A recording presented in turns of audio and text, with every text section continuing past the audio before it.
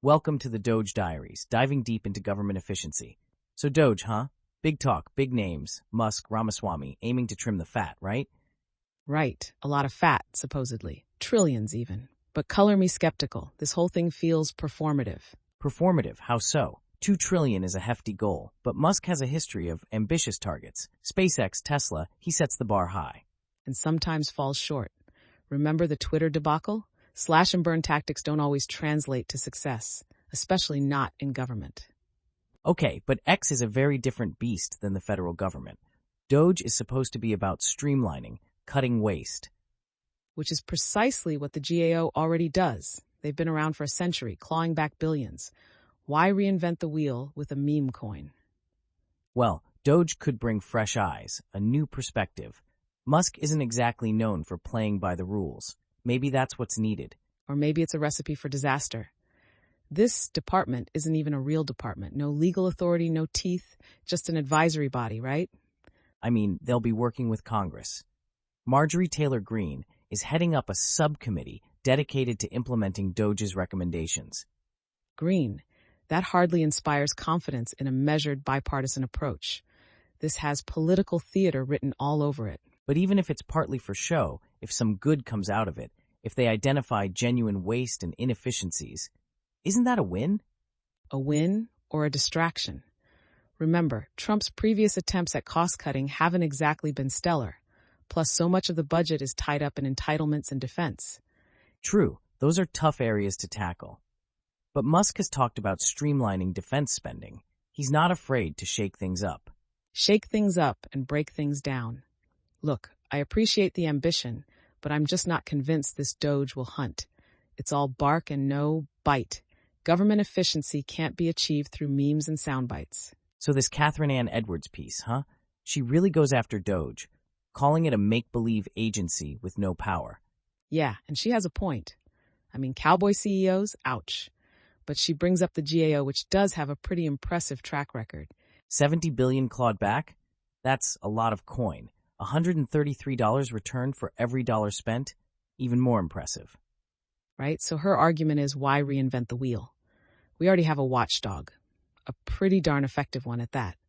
But isn't there an argument to be made for a fresh perspective? Maybe Musk and Ramaswamy, even with their unconventional approaches, could identify waste the GAO has overlooked? Maybe. But Edwards highlights the GAO's high-risk list, stuff that's been languishing for decades.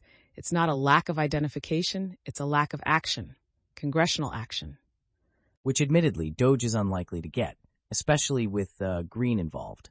But what about Tyler Cowen's take? He seems more optimistic, at least cautiously so. Cowen's point about focusing on new sectors like AI is interesting.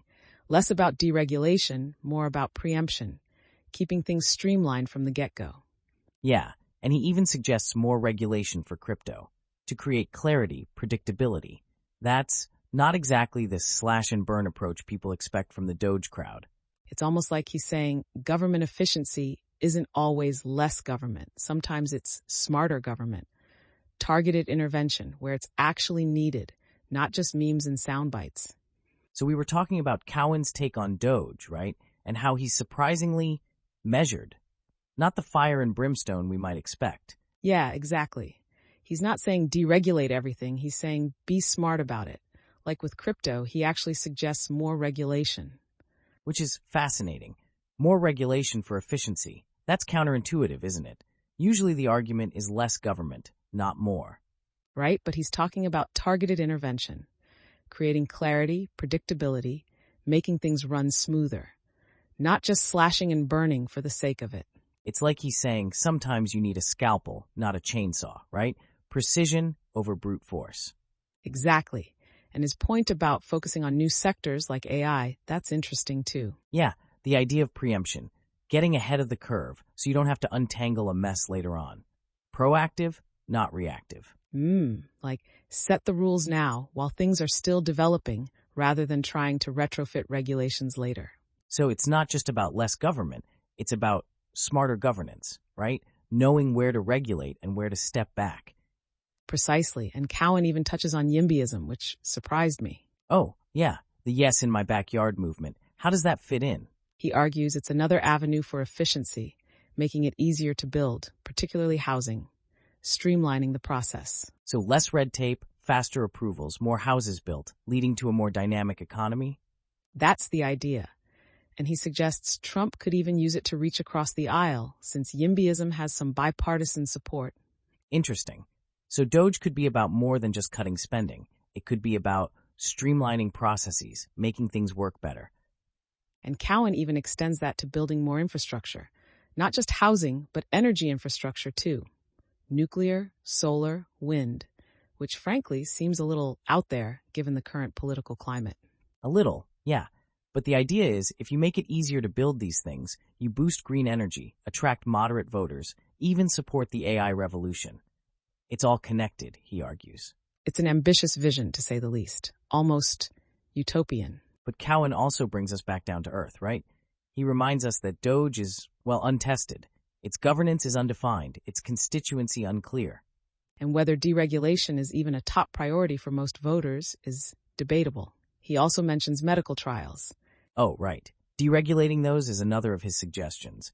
Streamlining the process to get treatments to market faster. Which makes sense given the current pace of medical innovation. Absolutely. He points to mRNA vaccines, new cancer treatments, all this amazing progress being held back by bureaucratic hurdles. But he also acknowledges that this is probably the hardest area to reform because it touches so many different institutions. Yeah, universities, hospitals, the FDA, it's a tangled web. But the potential payoff is huge, he says. Longer lifespans, better health outcomes. It's about making America healthier and more efficient. So we're diving back into this whole DOGE debate, and this John Hood piece brings up some interesting points.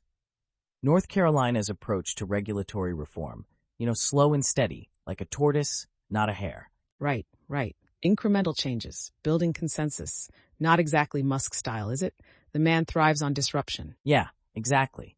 But Hood argues that this go-slow approach is the only way to get lasting results. He points to past failures, like the Grace Commission, where good ideas just fizzled out.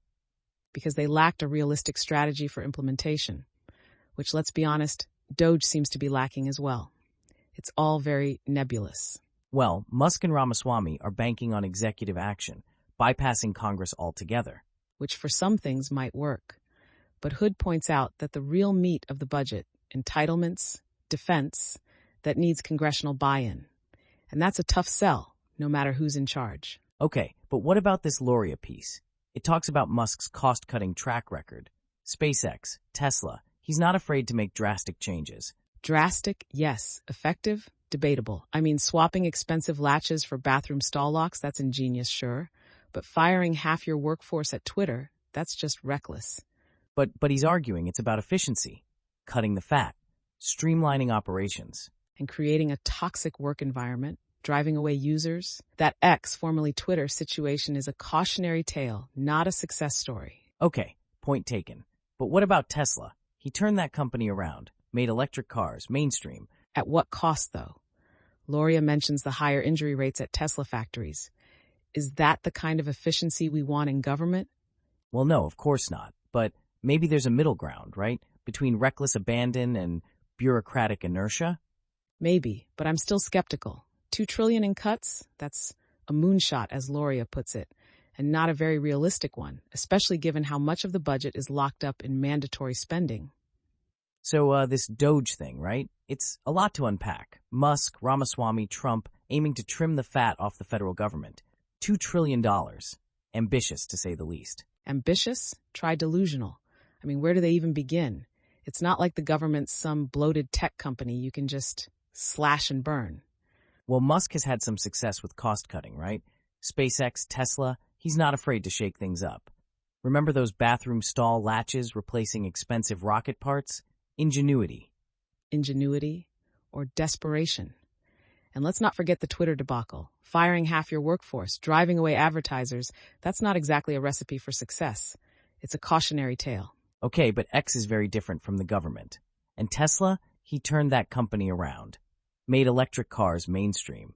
At what cost, though? Loria mentions higher injury rates in Tesla factories.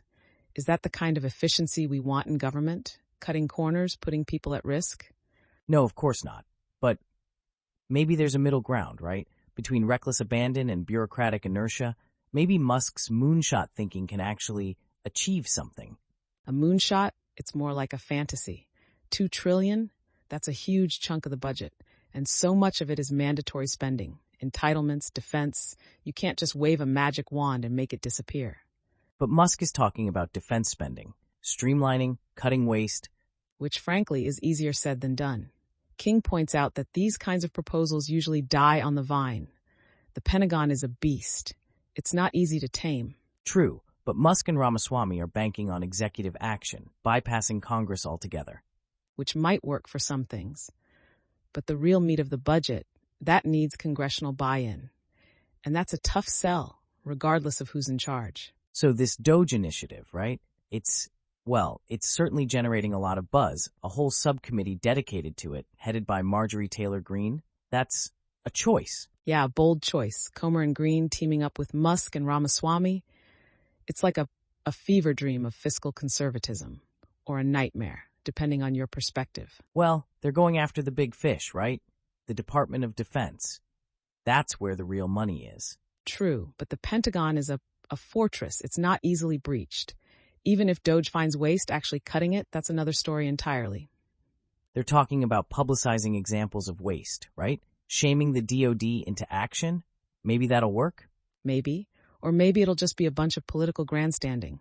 Sound and fury, signifying nothing. We've seen that before. But they're also supposed to be proposing structural reforms, working with the OMB. That's more substantial, right?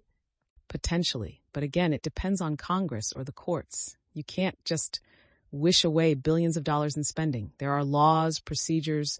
And a deadline, July 4th, 2026. That's ambitious, no? $2 trillion in cuts in just a few years? Ambitious? It's ludicrous. It's like trying to drain the ocean with a teaspoon. It's just not realistic. But even if they achieve a fraction of that, right?